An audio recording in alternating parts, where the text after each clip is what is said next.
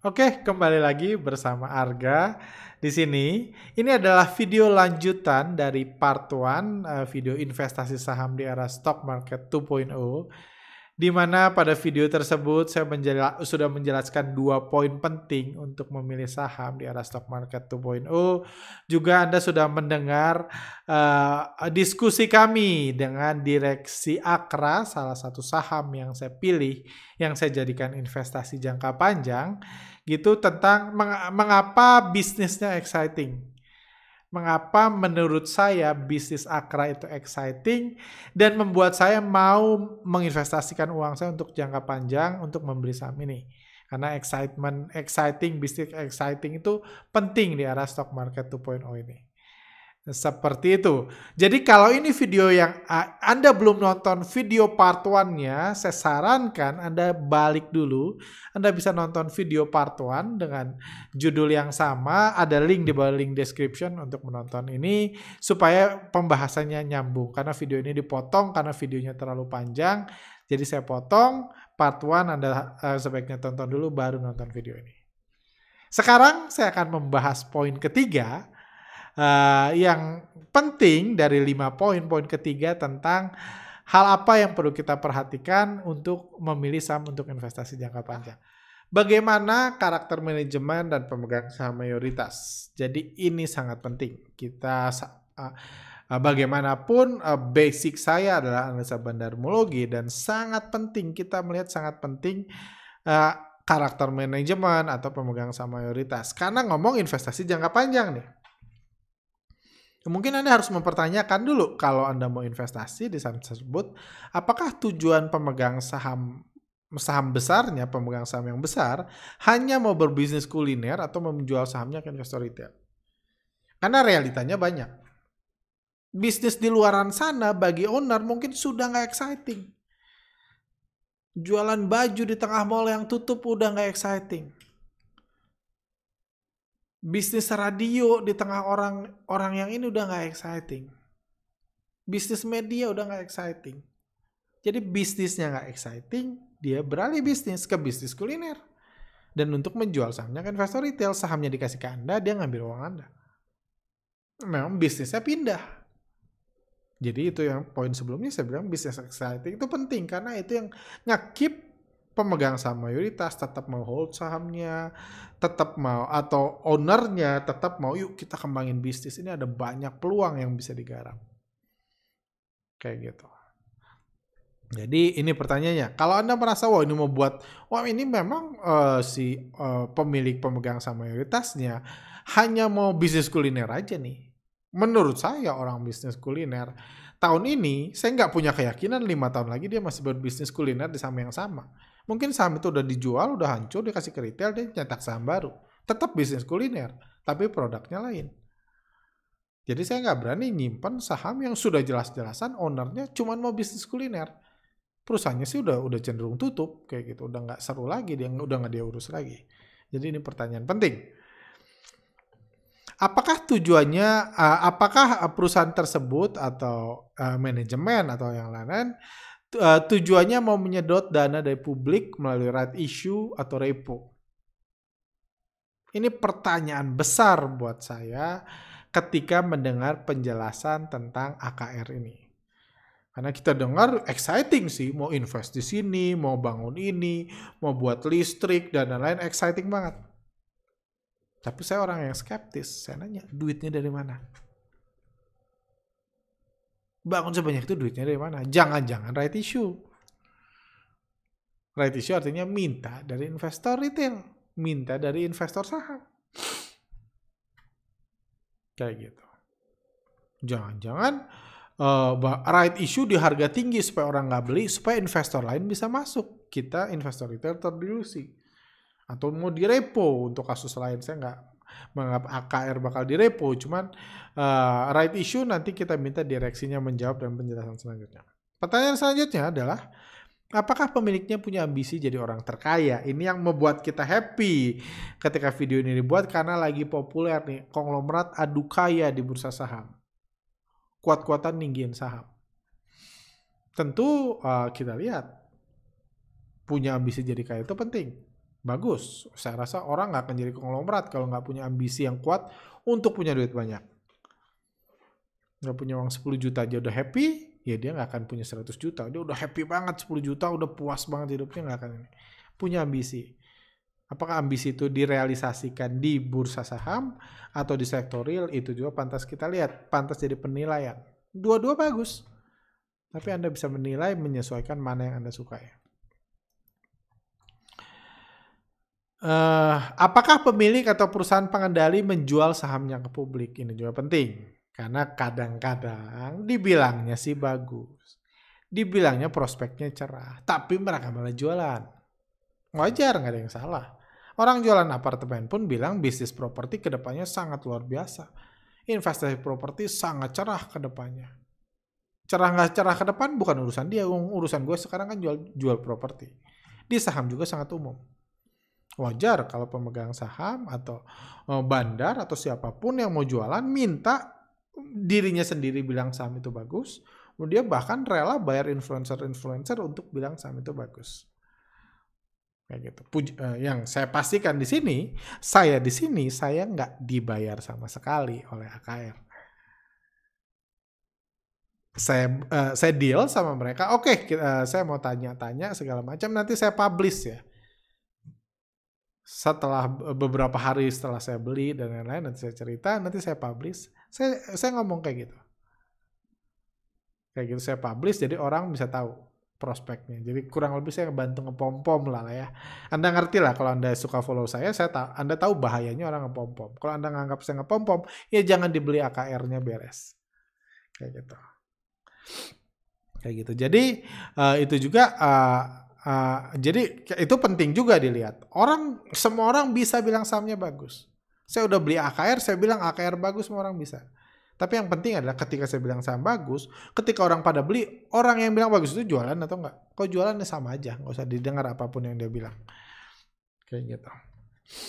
Kayak gitu. Dan apakah poin selanjutnya adalah apakah pemilik masih optimis dan memperhatikan harga sahamnya? Menurut saya ini juga penting. Apakah pemilik masih optimis dan memperhatikan harga sahamnya?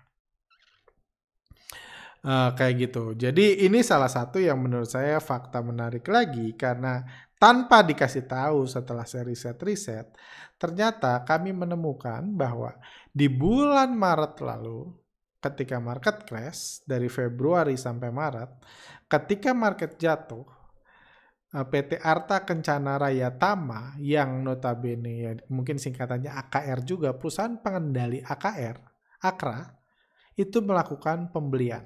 Jadi borong ketika harga sahamnya murah. Dan setelah itu mereka nggak tercatat ngeguyur, jual, dan lain-lain. Jadi ini poin yang menarik tentunya karena ketika harga murah, kalau kita lihat grafik AKRA, ketika harga murah di bulan Maret dan Februari lalu, Maret di sini, dan Februari ketika harga AKRA jatuh-jatuhnya, data BI menunjukkan perusahaan pengendali beli. Ini udah lama ceritanya. Setelah itu dia nggak beli, nggak jual. Tapi poinnya apa yang saya bilang? Itu poin penting bahwa dari situ kita bisa lihat pemilik masih optimis dan memperhatikan harga sahamnya. Mungkin memperhatikan aja. Kayak gitu. Nggak harus pemilik langsung ngegoreng harga sahamnya, itu nggak harus. Beda pemilik, beda gaya, beda style, dan lain-lain. Dan jujur, dan satu lagi yang menurut saya sangat penting kalau kita ngomong investasi jangka panjang, sama kayak berbisnis jangka panjang. Kalau saya sih, kalau bisa, makanya saya buat konten ini juga, kalau bisa saya punya penilaian pribadi terhadap pimpinan perusahaannya. Karena ini mau panjang nih, kita mau barengan lama. Kayak mau tinggal 5 tahun ya pengen tahu lah saya tinggal sama siapa. Kayak gitu poin tadi, karakter pemilik pemegang saham.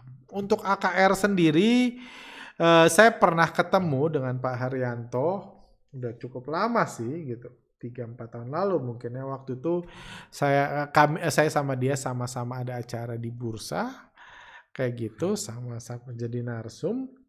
Saya rasa beliau udah lupa lah ya, karena ya saya kan tukang jualan kecap kayak gitu. Saya ketemu orang sehebat beliau, tentunya saya ingat kayak gitu. Cuma saya ingat mobilnya apa dan lain-lain. Saya rasa beliau sudah lupa, nggak penting juga.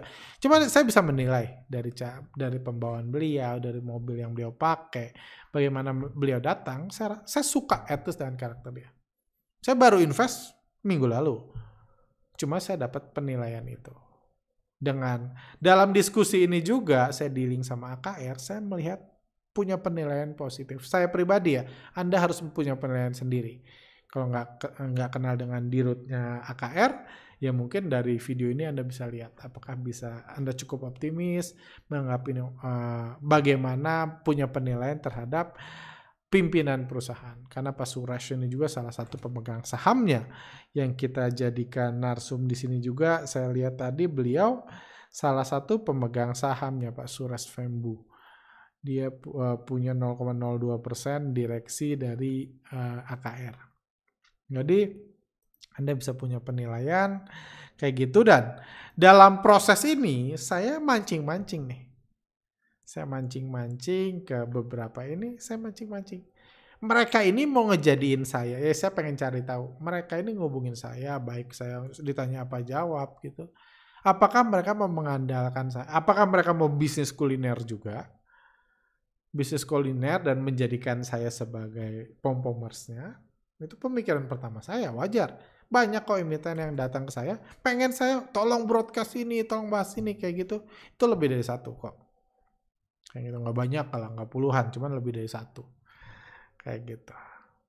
Jadi saya menilai dan saya melihat, bahkan saya mengatakan ke alumni, saya nggak ngerasa mereka ini pengen bisnis kuliner.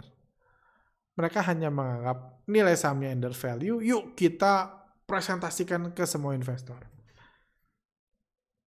supaya mereka beli, tergerak mendorong harganya. Mereka sendiri nggak bisnis kuliner. Mereka hanya beli buy on weakness di awal bulan Maret lalu, jauh sebelum jauh sebelum tanda tangan dari Freeport ini. Bahkan seminggu terakhir, 2 minggu terakhir sebelum tanda tangan Freeport, yang tentunya mereka tahu pun, mereka nggak beli sahamnya. Kayak gitu. Itu poin selanjutnya. Oh ya, Anda bisa nonton dulu penjelasan tentang right issue tadi di video selanjutnya. Basically, project-project yang sekarang ada di AKR sudah mulai dari 5 tahun terakhir, Pak. Dari tahun 2016 sudah mulai investment untuk strategic investment. Selain JP, juga kita ada joint venture dengan BP untuk retail petrol station dengan mereknya BP. Kita mau bangun 350 pompa bensin dengan merek BP, Pak, di semua tempat di Indonesia. Kita juga ada joint venture dengan BP untuk aftur, untuk supply aftur ke aviation industry, termasuk ekspansi di infrastruktur logistik. Ya, pasti ini semua infrastruktur butuh banyak dana, ya.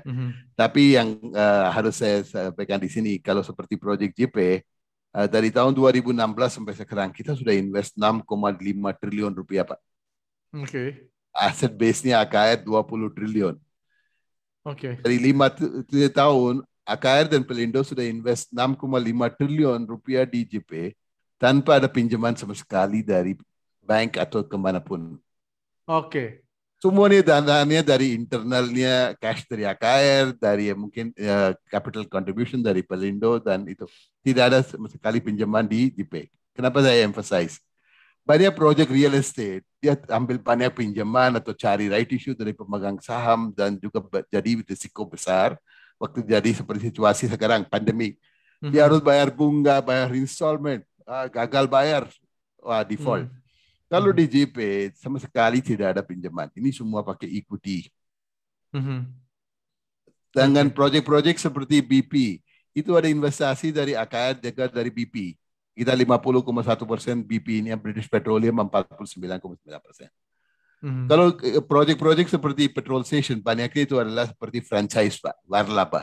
Mana yang franchisee yang taruh lahan atau tanah, kita mungkin bangun infrastruktur, atau dia juga bisa bangun infrastruktur, kerjasama antara franchise dengan so basically for JP project itu ada 3 komitmen dari majority shareholder Pak Haryanto Adikosumo sebagai presiden sudah bilang, mungkin 4 tahun yang lalu bilang, Project JP, saya tidak mau 1 sen juga dari pemegang saham.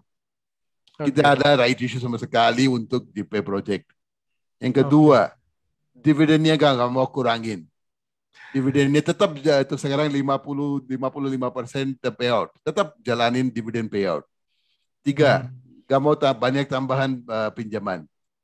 Mhm. Sekarang net gearing AKR cuma 0,11 kali. 0,11 kali. Tidak ada pinjaman sekarang di balance sheet-nya. So gimana mau financing semua proyek ini? Tadi saya bilang lebih dari 6,5 triliun kita sudah invest di lahan dan develop tanah ini. Kalau kita monetize lahan ini dengan jualan lahan ke industri seperti apa namanya, industri 4.0 atau mungkin banyak proyek, kita dapat income dari sale of land. Mhm. 6,5 triliun di cost basis. Kalau saya monetize itu bisa menjadi 15 sampai 20 triliun rupiah, Pak. Hmm. Margin kita 55% untuk jual tanah. So basically kita pakai uang dari penjualan tanah dan juga mungkin ada pinjaman untuk proyek-proyek ya. Itu untuk financing proyek-proyek di JP. Hmm. So basically we have a commitment and also strategy that way that we sell the land tapi we invest the land proceed untuk beli ada berapa lahan kita harus beli lagi plus untuk utilitas semua. So Hmm. basically untuk pemegang saham AKR saya bisa again emphasize tidak ada rencana untuk right issue. Oke. Kita agak very very strong balance sheet dengan net gearingnya cuma 0,11 kali dan dalam waktu 5 tahun yang terakhir kita sudah bayar kembali 3,5 triliun sebagai dividen ke pemegang saham. Tetap kita bayar, Pak. So Oke. basically we have made the structure of this balance sheet of JP such a way that is risk free. Jangan kita dari dulu awalnya udah mulai bond, issue bond, obligasi, mungkin beli itu ya apapun obligasi kita issue sudah lunas, Pak. Oke. So, tidak ada. Sekarang ini adalah waktu panen, Pak. Mungkin mau petik-petik aja. Itu ambil aja itu. Pak. Bagus sekali Pak. Kalau gitu berarti cukup safe ya, nggak ada sesuatu Nggak yang ada. ini dan cukup berhati-hati juga ya, cukup prudent juga menjalankan bisnisnya. Oke. Mungkin satu lagi Pak, tambahan terakhir mungkin tentang tadi kan kita dengan smelter Freeport dan kedepannya akan ada banyak industri, banyak income dari apa recurring income. Kurang lebih kalau menurut pandangan Bapak nih, berapa banyak income dari JP ini yang dalam 3 tahun ke depan lah, kurang lebih kontribusinya berapa banyak, Ya, sekarang ada berapa, dan 3-5 tahun ke depan ada berapa persen Pak, kalau ya, Pak. Very important. pandangan optimisnya. Ya, Pak. Very important question, especially as a shareholder, the investor di saham AKR. Dari tahun 2015 sampai 2020, already kita sudah jual 1,5 triliun rupiah tanahnya, Pak. Dan income yang kita udah recognize dalam 5 tahun, 1,5 triliun. Dan kontribusi dari JP dari penjualan lahan atau leasing itu sekarang di tahun 2020 9% dari profit AKR. Tahun 2021 perkiraan saya bisa 15 sampai 18%. Misalnya kita udah jual lahan sekarang ke Bank Indonesia, juga ada income dari Freeport dan semuanya. So itu meningkat dari 9% menjadi 15 sampai 18%. Very very conservative estimate. Dalam waktu 3 tahun sampai 5 tahun, waktu Freeport atau perusahaan-perusahaan lain sudah mulai jalan operation di JP, contribution dari JP ke income-nya AKR bisa jadi 30%. Oke. Dan mungkin dalam waktu 5 tahun banyaknya masih adalah penjualan lahan. Tapi ke depan banyaknya itu adalah dari listrik, air, pelabuhan, dan semuanya, Pak. So basically it becomes a very big contributor to AKR income. And that is why we have a very good growth engine untuk JP. Dan ini proyek bukan masuk di drawing board lah, Pak. Ini sudah jalan. Already tadi saya bilang sudah jual lahannya ke 16 proyek. Sekarang Freeport sudah masuk. Dan juga ada tanda tangan MOU dengan beberapa perusahaan dari Taiwan, dari Asia Pasifik. Mudah-mudahan dengan KIK, penjualan lahan dan fasilitas semua sudah lengkap dan sudah selesaikan cepatnya, Pak. Oke, kita udah bahas 3 poin. Sekarang kita ke poin keempat adalah pertanyaan selanjutnya yang penting adalah apakah sahamnya masih dimiliki pemodal besar, investor asing atau perusahaan pengendali? Tadi udah dibahas sebagian sebelumnya. Anda lihat perusahaan pengendali masih membeli ketika market crash bulan Maret lalu dan Mereka tidak aktif memperjualbelikan sahamnya. Cuma gimana kalau investor asing, pemodal besar dan lain-lain.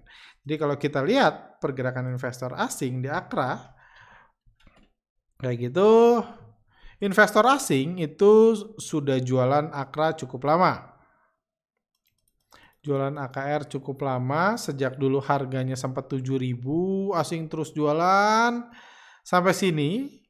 Sampai bulan Desember lalu terus jualan, harga sahamnya turun, sempat rebound kayak gitu. Tapi setelah itu investor asing mulai konsisten melakukan pembelian.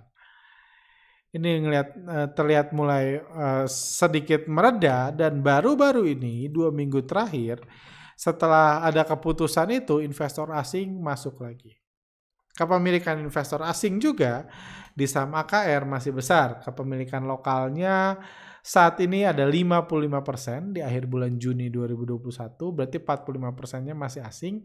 Tapi kalau Anda lihat, kepemilikan lokal udah berkurang cukup drastis dari akhir tahun 2020 di 59, turun sampai 55, berarti 4%-nya sudah dibeli lagi asing. Kepemilikan retail juga yang bagus, lokal individual juga cenderung bergerak turun. Jadi ini indikasi yang bagus. Jadi dari sisi kepemilikan kita bisa lihat nggak ada masalah. Bahkan investor asing ini saya nggak usah bahas detail bandarmologi, cuman investor asing juga melakukan masuk setelah menjelang adanya berita dirilis ke publik, berita tentang penandatanganan rencana pembangunan itu smelter Freeport. Investor asing udah cenderung masuk dan sekarang harganya udah dinaikkan sambil investor asing terus masuk.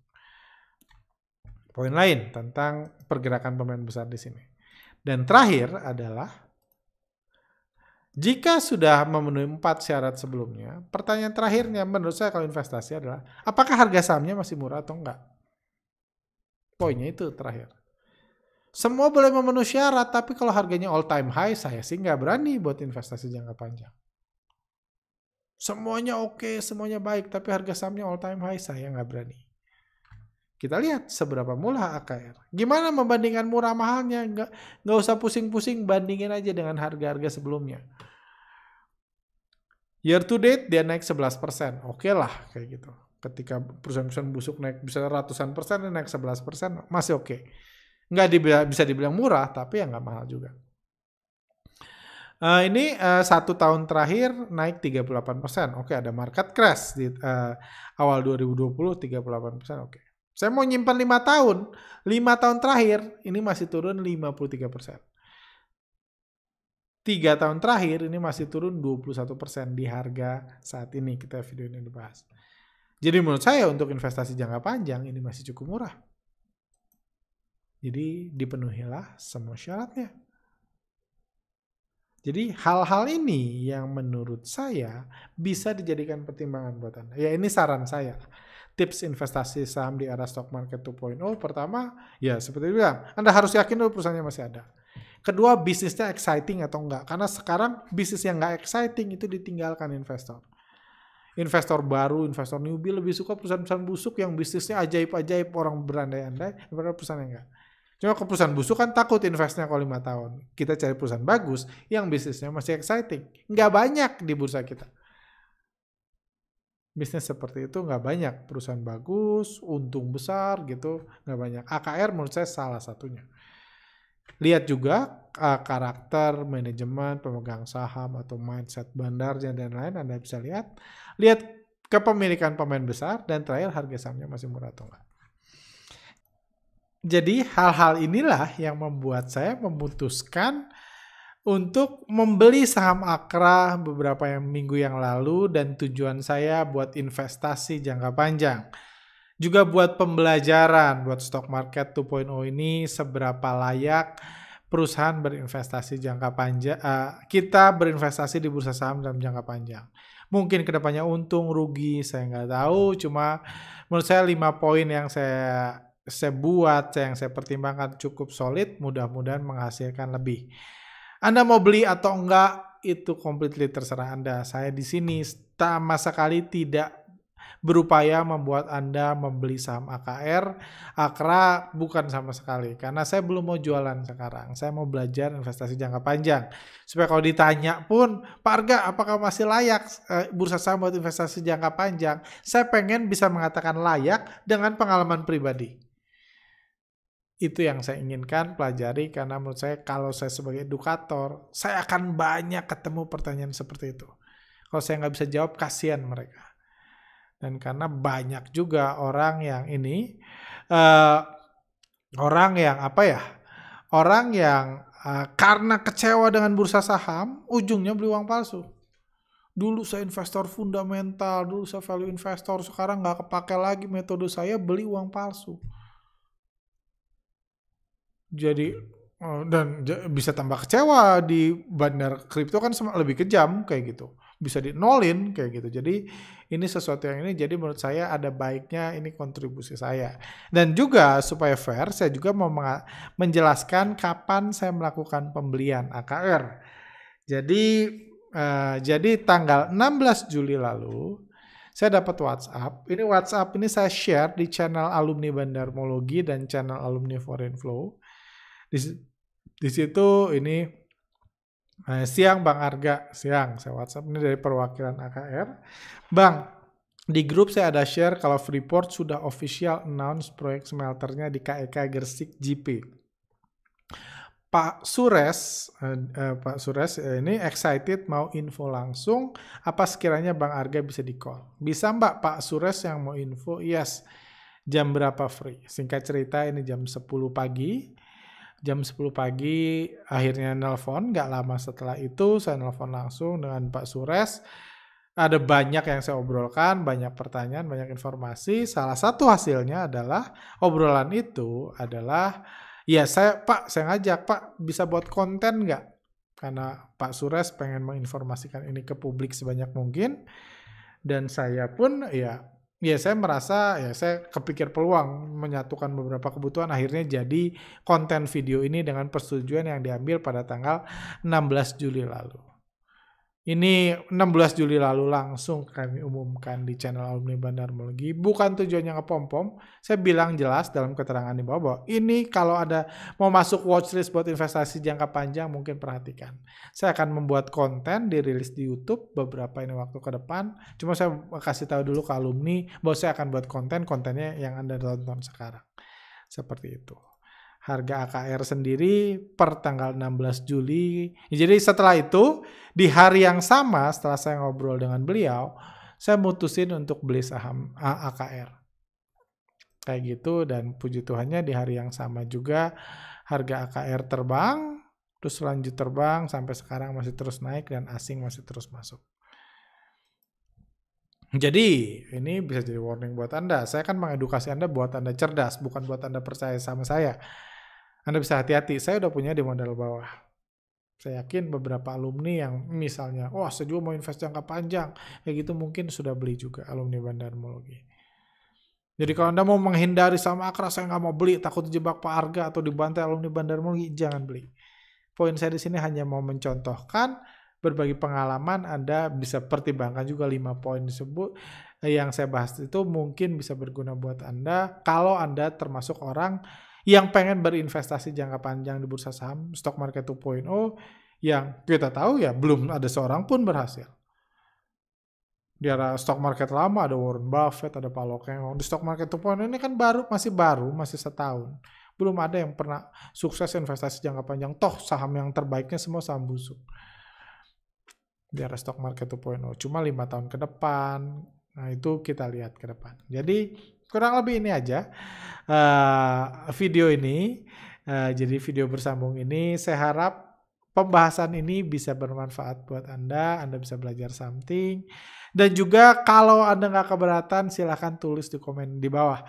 Apa pendapat Anda tentang pembahasan seperti ini yang di luar Bandarmologi, di luar trading, ini buat investasi. Apakah menurut Anda ini bagus atau menurut Anda sebaiknya cetak stick ke Bandarmologi aja, jangan bahas-bahas ada fundamental, undang ini atau dianggap ngepom-pom, silakan. Saya tunggu input Anda. Karena kalau memang inputnya negatif ya saya nggak akan buat konten seperti ini lagi anyway.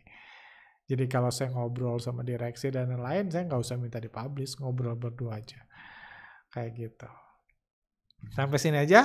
Oke, kami tunggu komennya. Sampai jumpa dalam kesempatan. Thank you.